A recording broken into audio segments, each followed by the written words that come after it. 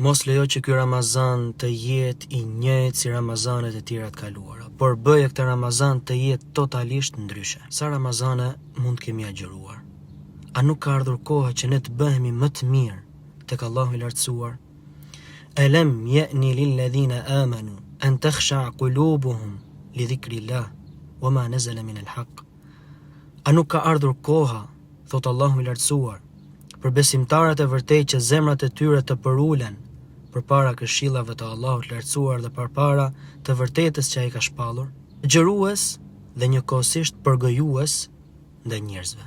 Agjërues dhe njëkohësisht veprues i veprave të këqija. Vërtet ti je agjërues nga ngrëna dhe e pira, por pse vallë nuk duhet ti jesh agjërues dhe ndaj veprave të ndaluara? Profeti alayhi salatu wassalam na tregon një hadith ku thot Allahu i lartësuar nuk ka nevojë për qëndrimin pa ngrënë dhe pa pirë të dikujt i cili nuk lë gënjeshtrën dhe punën. Shkolla e agjërimit, qëllimi i saj i vetëm është na mësoj neve devotshmërinë, na mësoj neve frikën ndaj Allahut xhelle xhelaluhu.